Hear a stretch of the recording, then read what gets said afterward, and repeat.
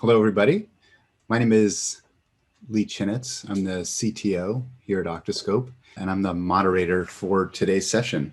First of all, just thank you all for joining us. Let me get started. Before I get started, I'll just mention, again, we are octoScope. We're a maker of wireless personal test beds. And we have been doing these tutorial sessions now for the last several months. This, I believe, is number 10. And as we'll show later, all of the information that we have given, all the sessions have been archived on our website. You can feel free to go back and view any of those if you didn't see them before, and view this one again if you really enjoy it. Our topic for today is Wi-Fi mesh. Our speaker is Janne Linkola, who is the Director of Product Marketing here at octoScope. Janne has a very broad background in all aspects of Wi-Fi, including work at operators, as well as equipment manufacturers, and now at a testing company. I think it's Janne's work with the operators that has given him a strong interest in this topic of mesh. And he has done some really good work in terms of figuring out how the requirements that operators have for mesh devices can be tested in a personal test bed like the ones that we have at octoScope. So he's going to walk you through a lot of what we hope is very interesting information to you today. We very much welcome your input and feedback. So I will mention that we do these sessions live, although we do archive them, but we do them live on purpose. We do enjoy the interaction. We think it really helps the session when people ask questions. So there's a whole crew of us that will be moderating, or at least watching the questions as they come in. We'll answer some of them just directly, but others we will open up for discussion with Janne. And so definitely feel free to put your questions into the chat window. You have a Q&A window. You can raise your hand. So there's a number of ways you can get at us, and we will keep watching for that. So with that, let me turn it over to Janne. Thank you, Lee. So yes, today's session is about Wi-Fi mesh, a very hot topic currently for the last, say, 3 or 4 years. There has been a lot of activity in the space, but the technology actually has quite long roots.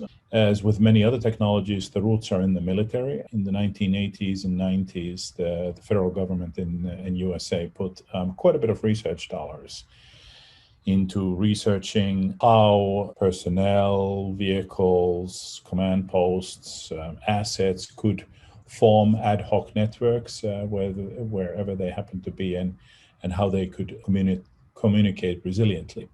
That technology started trickling down to the civilian life. My first exposure in this space was in the very early 2000s, when the industry started talking about smart cities. There was a very famous and very influential RFP that the city of Philadelphia issued in 2005, where they laid out a vision of blanketing essentially the entire city of Philadelphia with Wi-Fi, thus giving internet access to all the citizens of the city, and thus making the city a more productive and equal place to live in, I suppose. I don't believe that particular plan ever got built, but it inspired a lot of other cities to do the same. As a result, many ISPs started building networks like this. Very famously, Comcast actually built Philadelphia, as well as Cablevision built a similar very big network in the New York tri-state area. Simultaneously to this, of course, there was a lot of Wi-Fi deployment in the enterprise, driven by productivity needs in the office and universities, hospitals, what have you. Now, in the 2010s, venture capital money started flowing into a consumer sort of at-home version of this technology. Lots of startups got funded, one of them being Eero, that got picked up by Amazon a couple of years ago.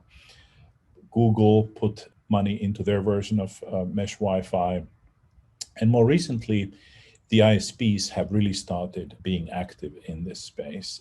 The last we counted, there are, out of the top 30 ISPs in the United States, I believe about 25 have launched some version of mesh Wi-Fi already. And these deployments are accelerating. Now, at the same time, various kinds of standards and technology specifications have evolved. There's specifications from IEEE, 802.11s, being the first one that just defined the mesh protocol in between nodes. Then they came up with 802.11k, V, and R, addressing various management and steering aspects, as well as R being the fast roaming standard. In 2018, Wi-Fi Alliance published something, that a certification program that they call Easy Mesh. This is another attempt at specifying the interface in between mesh nodes for vendor interoperability. Has moderate success. The last I checked, I think there are 30 devices that have certification, mostly in the ISP mesh side of the space. Just to further illustrate how hot this market is, here are some images that I grabbed last night from Amazon. There are really lots and lots of products in this space. On the retail side, sort of direct to consumer space, most of these products come in packets of 2 or 3 nodes, mostly 3.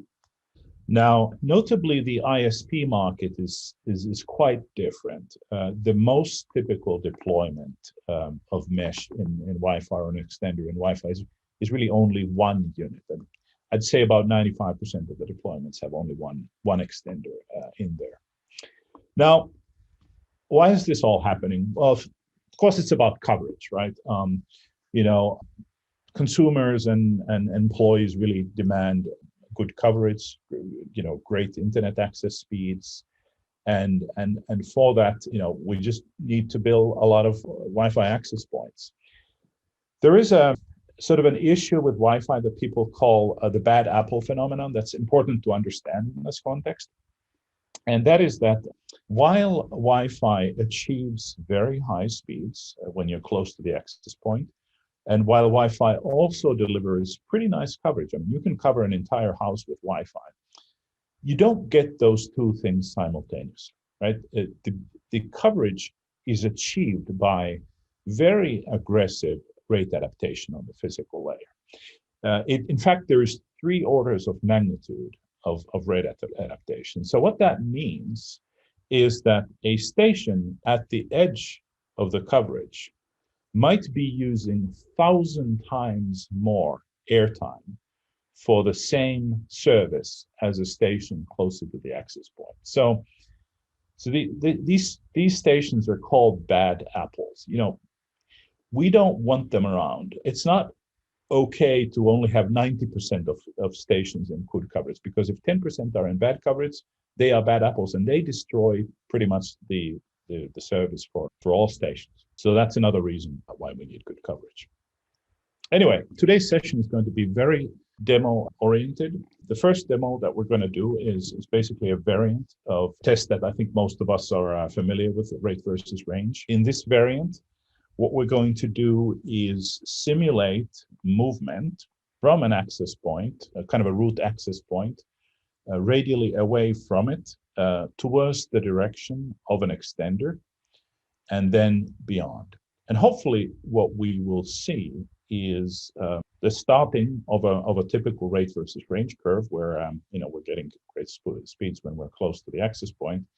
And then as we move further away, we're going to see a decrease in the throughput. But as we are handed over to the extender, hopefully we'll see a bump in the performance and also a range extension further away.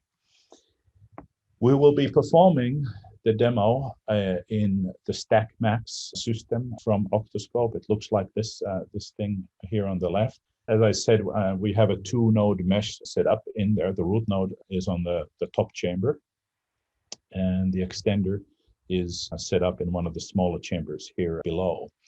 We're going to be using the octoScope StayPal product as the station. Remember, this is our test instrument that can simulate lots of different kinds of stations. And we're going to be doing the demo completely manually by essentially manipulating two attenuators here as we go. So anyway, let's jump onto the demo. So what we're looking at here is the octoScope UI. Many of you are familiar with this. I'm going to start some traffic here, and we're going to start the test from a point where the StayPal, the station, is connected to the root. Now, this particular mesh can deliver about 600 megabits per second.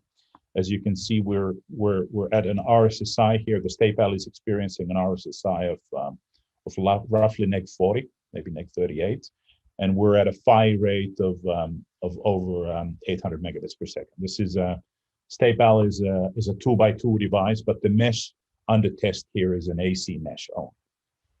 And as you can see, the root attenuator is set to 0, so we're very close to the root, and the extender is set to 90, so we are quite far away from it. So let's start moving towards the extender. So basically, we're going to start decreasing the attenuation towards the extender, increase the attenuation towards the root.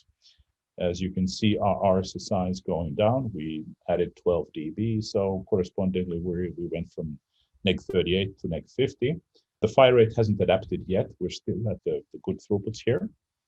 We're going to move close to the extender, add attenuation to the root, simulating movement further away. So RSSI is reacting. Let's add a little bit of more through attenuation. So we're starting to now see some PHY rate adaptations. Now we're at speeds of roughly 400 megabits per second. Make this a little quicker. Now, as you can see, I'm adding more attenuation towards the root node, and as you can see, we're going down on throughput quite a bit. We are now at close to 100 megabits per second here. Our RSSI was roughly neg 80, and there you go. Here we see a roaming event to the extender. As you can see, the extender attenuator is set to 0. We're very close to the extender. The root attenuator is set to 90. There's no way we can be connected to the root. We're at neg 40 RSSI. So therefore, we are very close. We must be connected to the extender. Now, interestingly, our throughput is only 300 megabits per second here.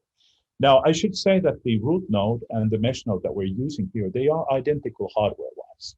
So why are we getting only half the throughput from the extender? Well, this particular extender model happens to be a dual band extender, and it's serving the station with the same chipset that it's performing the backhauling. So every packet in this test gets sent twice by that radio. So therefore, we can only get half the speed. So that's why we're seeing half the speed from the extender compared to the root. So anyway, let's move further away from the extender. We should see RSSI going down, and speed going down at some point. So now we're quite far away, and this is basically the range benefit that we were looking for in that demo. Let's see if we can move the station back to the root. Let's move closer to the root here. Add some attenuation to the extender. Let's see if we can see it back to. All right, and there you go. This is now a handover back to the root. As you can see, we're back at neg 40, and the throughput is closer to 600 megabits per second. So this can only be achieved through the root node. So there you go.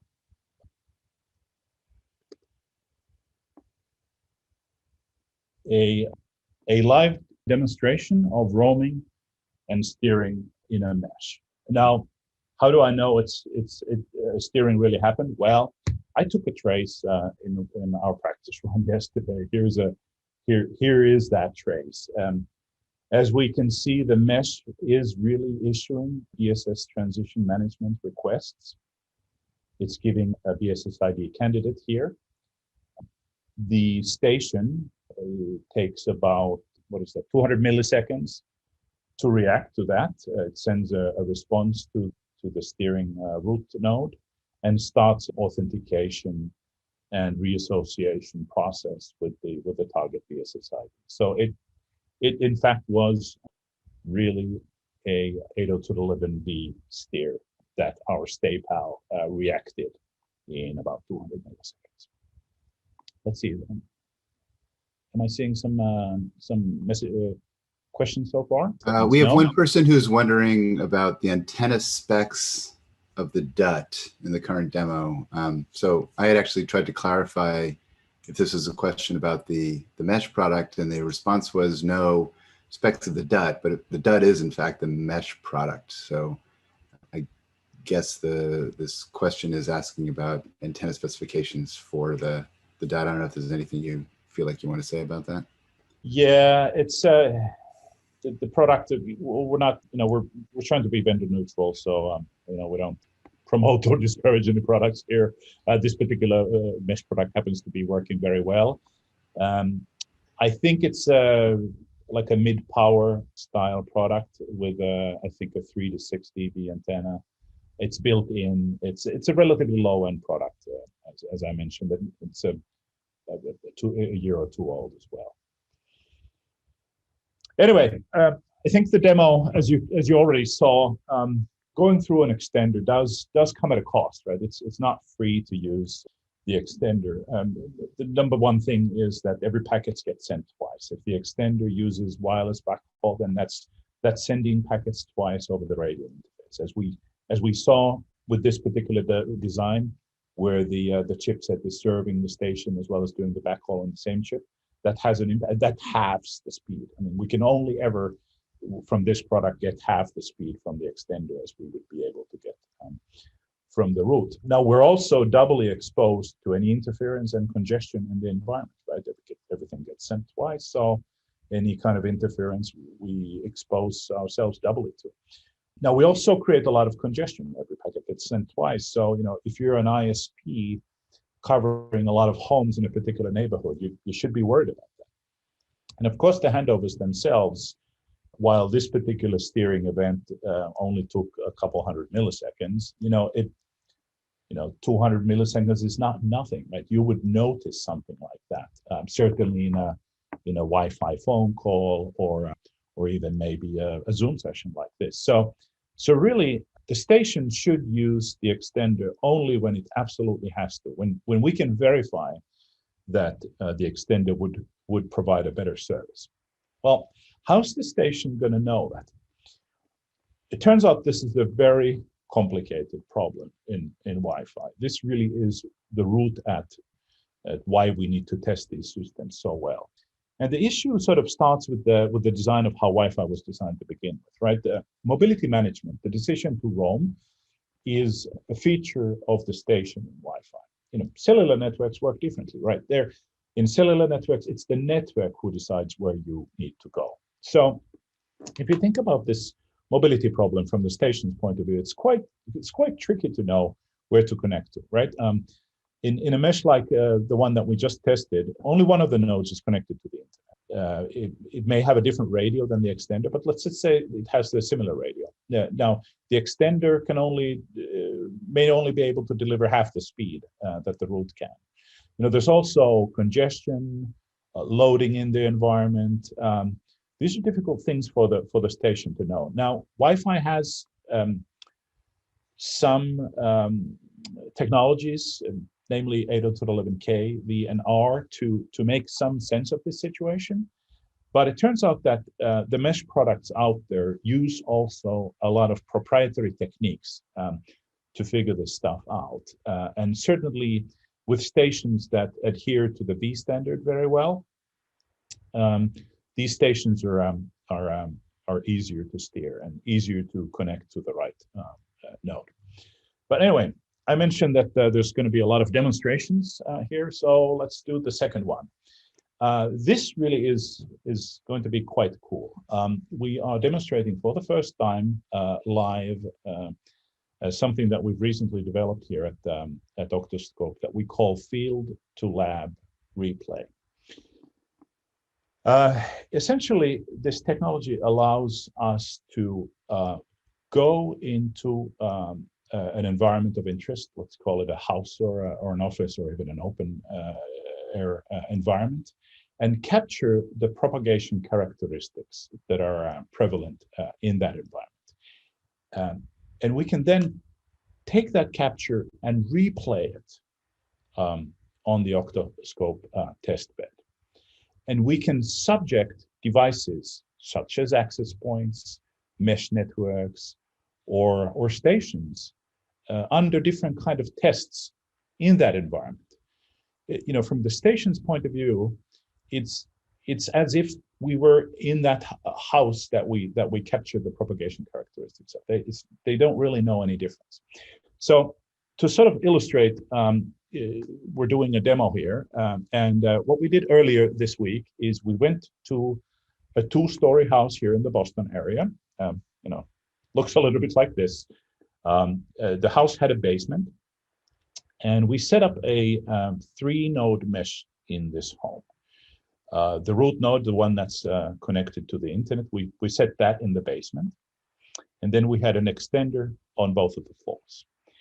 And we used also a recently launched product that we've just launched called the Field Pal to capture the propagation environment. Now, the Field Pal can do a lot of things, but one of the things it can do is it can make these on-site measurements. So what we did is we captured a walk inside this house. We started in the basement in one corner of the house.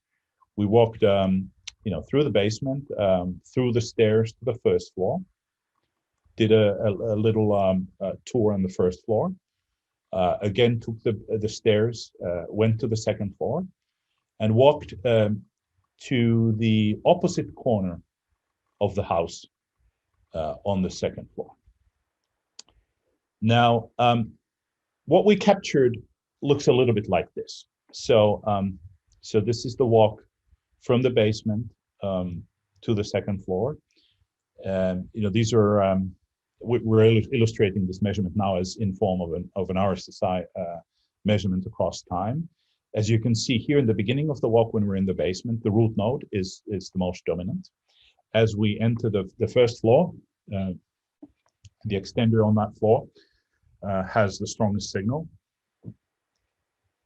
And as we enter the second floor, the extender on the second floor is now the node with the highest signal.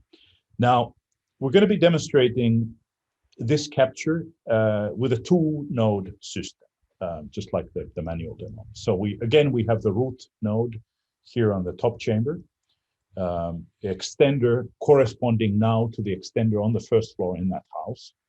We have here in this chamber, again, we're using the same exact station that we used in the previous demo, but now the difference is that we use these measurements, the green curve, to drive the attenuator connecting the station to the root.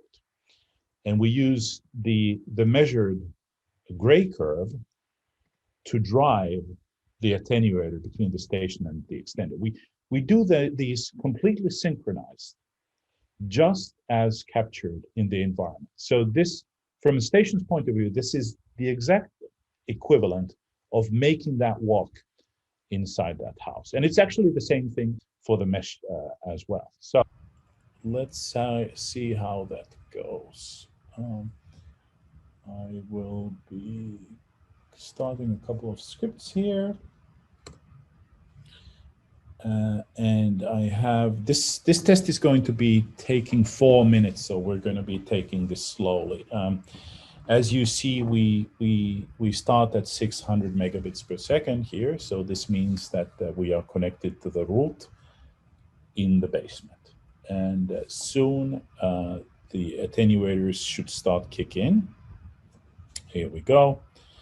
The attenuator towards the root node is increasing, and we see a corresponding dip on the throughput as well as the phi rates. we are taking a slow tour here in the basement, so just bear with us. Soon we will enter. I think now we are at the stairs in between the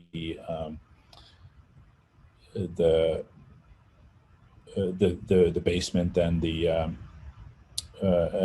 first floor. Now we are on the first floor. As we just saw, we walked past the extender on the first floor. Notice how we only got 300 megabits during that time, so it means that we were connected to the extender. Here's where the handover happened, basically. Now, we are walking further in on the first floor, and we'll be soon hitting the second floor here. And let's see what kind of throughput dips we might be getting, since the extender on the first floor will be relatively far away. Okay, it looks like we might have just passed the lowest point here, or I'm wondering if we're coming to that. It looks like we're coming into that now. Hey, while you're watching it, maybe you Sure. want to take a question. Yeah, of course. Yeah, this is another 2 minutes, and it's pretty boring. So Okay, this one came in on the chat. Does the recording of the home have any scaling issues with the instruments, given the ADC and FEM of the instrument towards lower SNR to be considered? So let's see. I think the question is, I'm not sure what the end part of that means. I don't know, Naveen, if you want to raise your hand, we can unmute you, you can ask it. But I think the question is, will there be some sort of bias in terms of your measurement of the path losses based on the measuring instruments themselves? So we have basically calibrated that out, hopefully. We've taken into account the measurement instrument, as well as the instruments emitting the signal here. So that we end up with just the path loss being the thing that was measured. And so in this way, this becomes independent of the measurement device, as well as of the access points being used. We end up with the path loss, and then we can apply this path loss profile to any basically any device under test. And if we use other stays for the test, then we would have to calibrate it a little bit, but it's a relatively simple calibration. All right, here we go. So this is the full walk. We're looking at the plot here on PowerPoint of the same measurement that we just looked at. So this is the throughput that we just saw. We were served by the root node here in the beginning of the walk, and we performed the walk forwards to the second floor, and then backwards back to the basement. So we get great throughput here in the beginning and the end, because we are served by the root node. And here in the middle, we were served by the extender on the first floor. And as you can see, we saw a little dip here when we were on the second floor at the furthest corner. The extender couldn't quite reach that. So that's pretty cool. Sorry. Go So question going on here. So the question is, if we don't share the front hall and the back hall, then would we see a flat line? And I think the next part is just a clarification. If there are two radios, would the transition be smooth? These are excellent questions. I think the first, if we have a tri-band situation where we don't share the same radio for the front hall and back hall, then certainly we would see something much more flatter. In fact, if we had an Ethernet-based back hall from the extender to the root, then I would say the line would be almost flat. Now, there is, of course, that couple hundred milliseconds of gap, and we will see some sort of a dip like this, but it would be smoother. We've got a couple questions going, so why don't we just take those right now? How do we get the RSSI before and after the handover event along with the BSSID details and handover speeds? Is it from packet captures that look similar to Wireshark captures? Yeah, so let me maybe first take the RSSI aspect of it. So as you noticed, we were using the octoScope StayPal test instrument. So as long as we're using our own test instruments, we get very rich KPIs from those, RSSI being one. That's what we were plotting there on the real-time user interface. Now, if we were interested, and we would certainly be interested in the handover time, we were using V there and not R, but we'd be able to. So we have a test cases that basically use packet captures to notice when the messages are issued and then when the handover is complete. So that kind of real-time plot, we only see a dot on that plot once a second. So this type of plotting technique is not really adequate for analyzing, millisecond level events. And then there's a similar or related question, which from David Herman asking, does the StayPal support KVNR? It supports K and V. I personally I'm not entirely sure if it supports R. Do you happen to remember that? I haven't tested R on it. The thing, the R is kind of rare, especially in the consumer side of the business, right? It's certainly used in the enterprise space, but we have a lot of consumer side customers. So I think we'll have to take that question and answer later on. But I know K and V are supported, and it's the StayPal has a very nice V implementation. We'll talk later about sort of various interop issues that there are in V, and our implementation happens to be one of these easy ones. So let's move on. So this is the throughput plot that we were just looking at. Now, a question that you might ask is, well, is this good? Is this optimal behavior? Turns out this is a question that's quite easy to answer with our field to lab replay technology. What you're looking at here is a superimposed image of two different plots. We essentially performed that same test that we just looked at, but what we did is we locked our StayPal first with the root node only, and the green curve is the throughput that we got from the root node. As you can see, we've got great speeds here in the beginning and the end, but essentially almost no internet access here when we were on the second floor. Now the gray curve is the same exact walk, but now we locked the StayPal onto the extender on the first floor. So as you can see, we did get some throughput from the basement. Now, obviously, root was a lot better, but the extender was the dominant technology here in the middle. And what we can do is we can combine these two graphs and basically take the highest value at any given moment, and we get this thick curve here, right? This would be let's call it the highest achievable speed, or let's call it the ideal performance along this walk path. And what we can do is we can compare the orange curve to the ideal curve, or the highest achievable curve, and this is what we see. So as you can see, actually this particular mesh system delivers almost the ideal speed at all times. There are a couple of deviations. Number one, there are two of these handover events as we get handed over from the root to the extender and back. There's a little dip here in the performance because of that. And then interestingly, here on the first floor, there's a section of the first floor that is actually better served by the node in the basement. It's the area that's just above the root node. So we would have been better served if the mesh had steered us to the root node. Now it didn't do that. I'm assuming because the benefit wasn't that great, right? The deviation is only about 50 megabits per second here, so pretty good. Now the beauty of the octoScope test system and this field to lab replay technology is that we can run all sorts of variants of the same test. So here is a 3-node variant of the same thing. So this is the maximum achievable speed that this system could deliver along this walk path.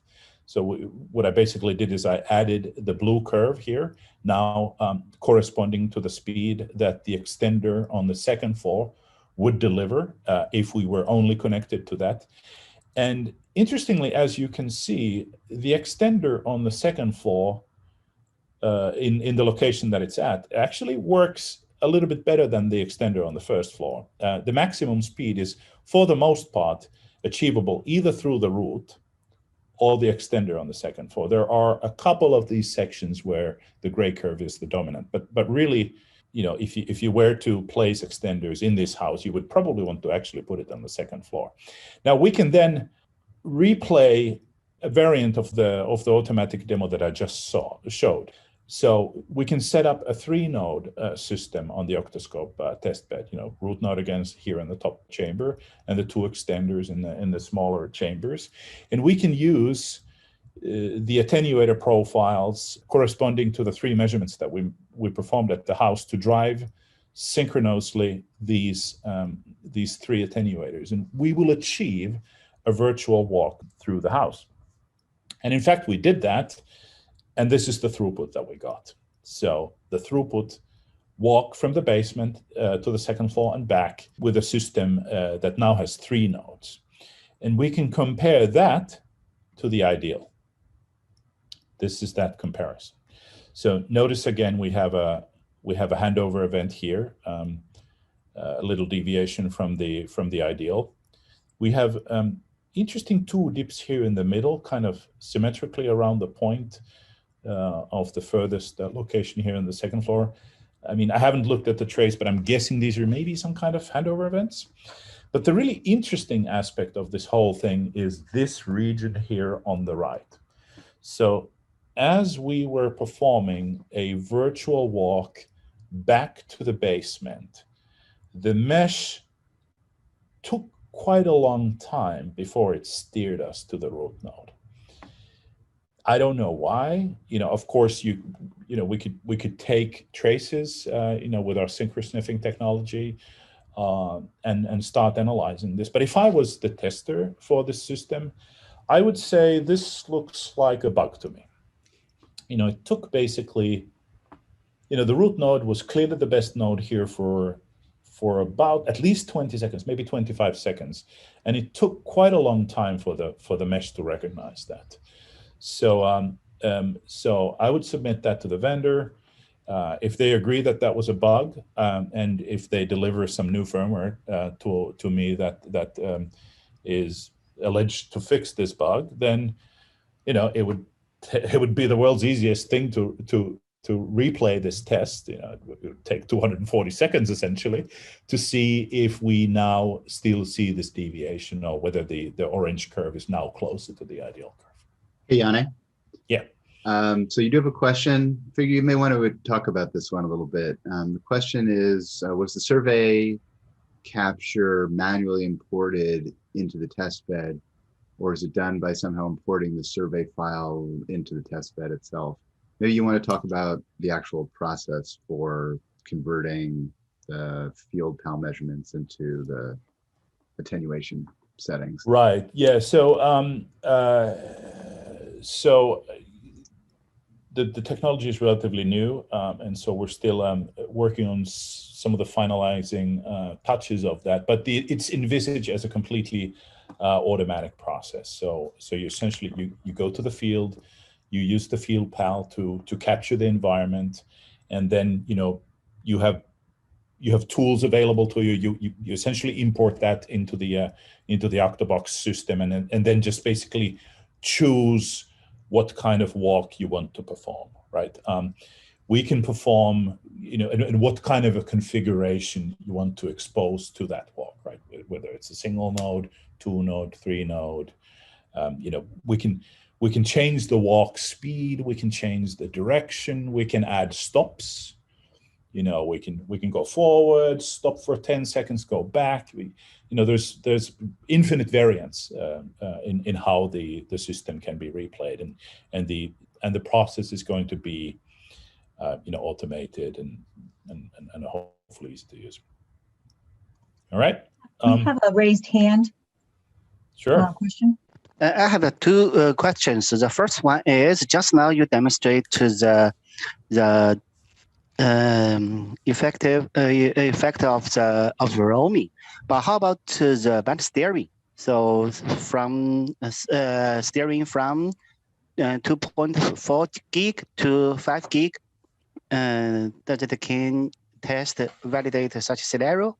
This is my first question. And the second one is, does the octoScope does octoScope simulate the some mesh protocol behaviors, such as easy mesh or .11s, or some even some proprietary mesh solution, or these test devices as not relative to any mesh protocols?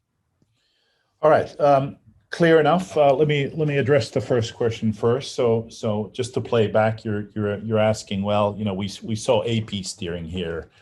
Can we essentially test band steering? Well, from a V message point of view, it's the same exact message. It's a different BSSID. The steering AP just gives its own 2.4 gigahertz version of the BSSID. So from our point of view, it's the same exact test. We did not in this test that we just saw, the mesh quite possibly could have been performing band steering to create, perhaps coverage benefits. We would have been able to measure the impacts of that. Maybe these little dips are in fact band steering. I don't know. I haven't looked into it, but maybe that's a great way to go start addressing your second question. So you asked whether whether we simulate these mesh protocols themselves, or whether we are more just an environment. We are not a network simulator on our own. I mean, we do have golden test instruments. One called the StayPal, which is our golden test instrument that can be used to simulate many kinds of different stations. And we have a golden access point that we call PAL6 that can be used as an access point for testing, but they don't support Easy Mesh or 802.11s. We would consider, if those are things that you want to test, then these would be attributes of the device under test. The mesh that we saw there could quite possibly be using 802.11s or Easy Mesh in the background. We don't really know. We didn't look at that particular thing. But so essentially, what the octoScope system is, we can create an environment for you to take any Wi-Fi product into, and then we can characterize the performance of that product while giving a rich set of KPIs and traces and things of that sort while performing those tests. But we are not a protocol simulator. Okay. If that's what you're looking for. Thank you very much. Makes sense? All right. So what we've been looking at here is a field to lab replay technique for testing Wi-Fi. It's very, very useful technology for all sorts of test cases, especially for mesh, because with mesh, the test scenarios become quite complicated very quickly. And a lot of people are more comfortable testing meshes in a test house. So with this kind of technology, though, we can replicate the user experience just as captured in a test house, and we're able to replay it in the test bed. So this will greatly speed up any kind of testing efforts. And also we get repeatability and reproducibility that you would never get test house. Now, having said that, there are other ways to test mesh. One approach is to follow performance standards. Previously, we had a seminar on the Broadband Forum TR398 effort. We addressed their first issue that they call issue 1. They are now working on an issue 2 that's I think is going to be out shortly. And this new version will have some performance and roaming test cases for mesh. There is ongoing work in other industry bodies that we are participating in, Wi-Fi Alliance and ETSI, notably. These bodies are also working on performance test standards, and we assume these will cover mesh at some point as well.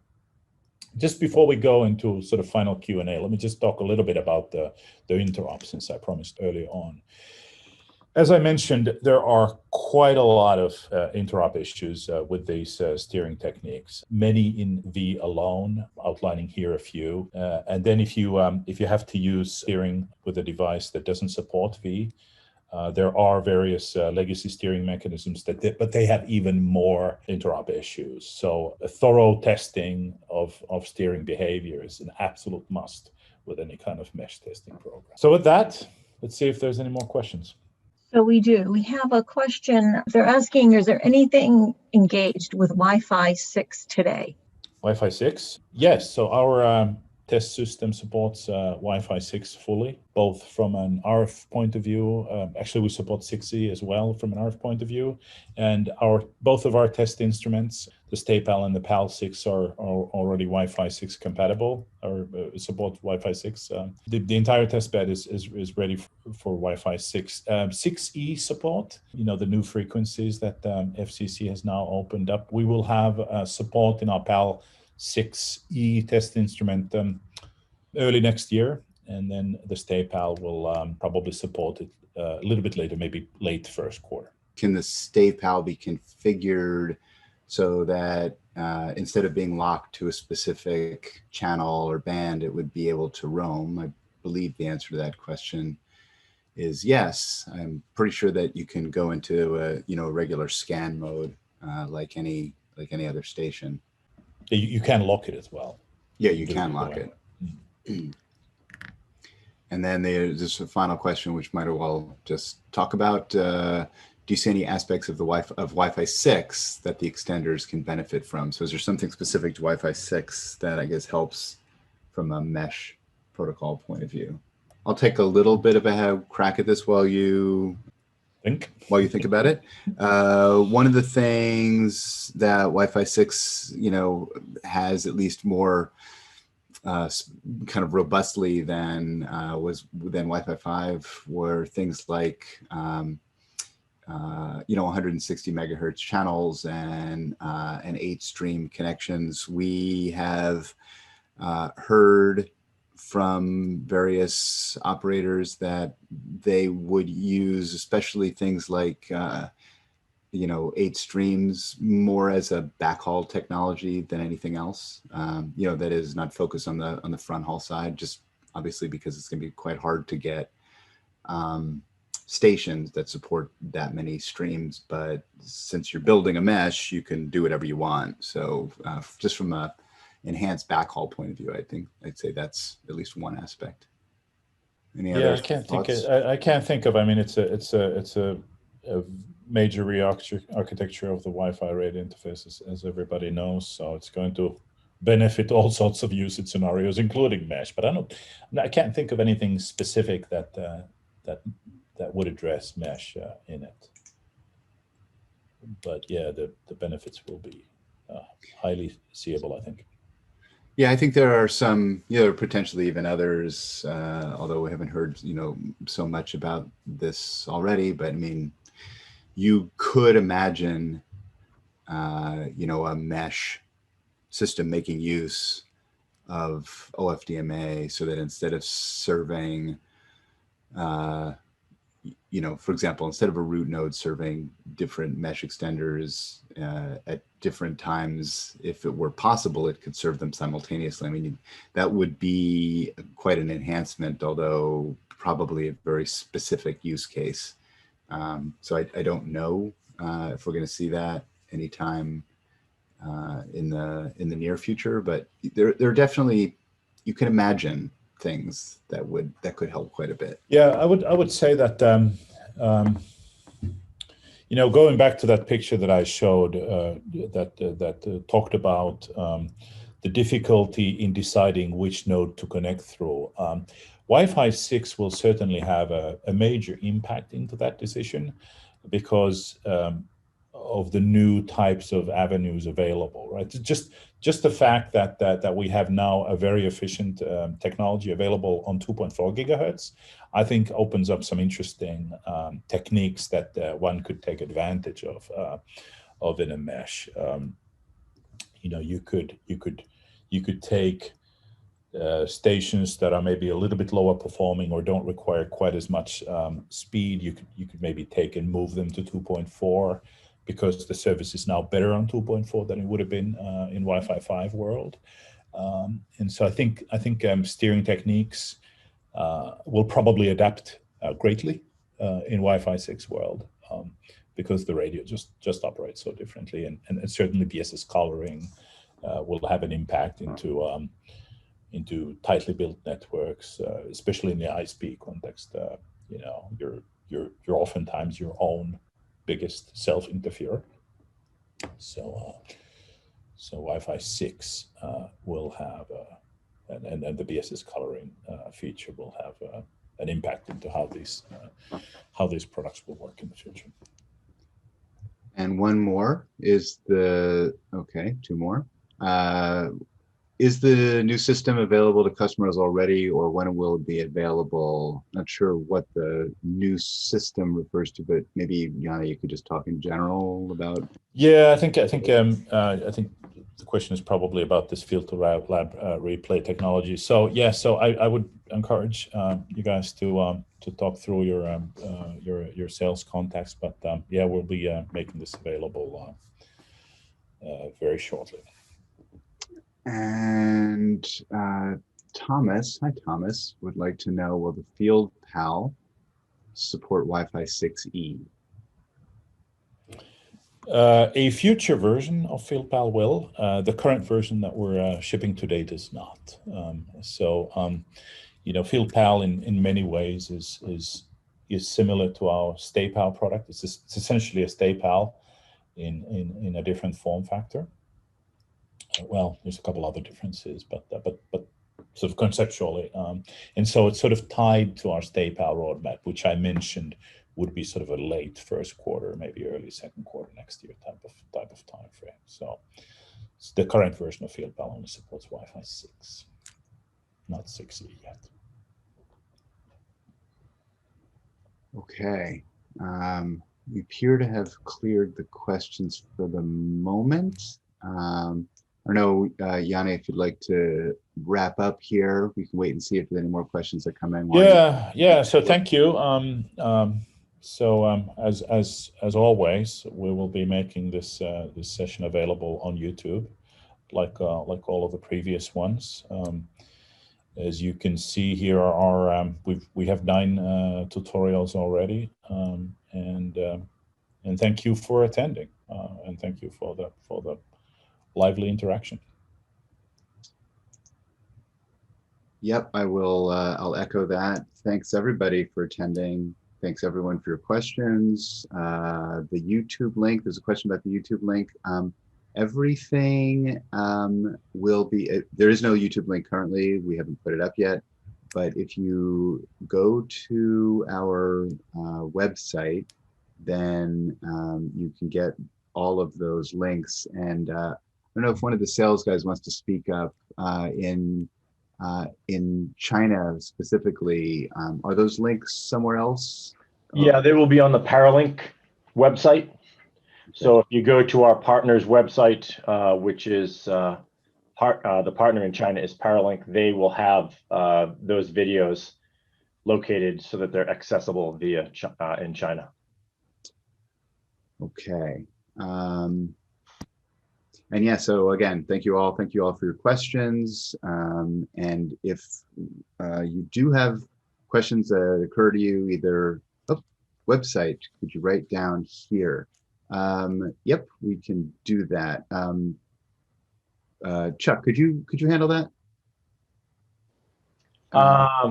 Open question. Do you see it or not? I do see it. The question about writing down the website, you mean? Yeah. Sure. You could just put down Paralink, and then put ours in there just in case. But we'll follow up with everybody. I'll make sure the information gets out there. Yeah, actually, I'll put that up there right now. Okay. Right, but again, do follow up with your local contacts or with any of us, and we look forward to talking to you again in the next tutorial. Great. I'm going to leave this open just briefly while Chuck gets that information in there. All right, so yep, and obviously just in case it's not completely obvious, you can find the information on our site here. Previous videos linked to, and this one will be linked there. All right, thank you all, and Thank you.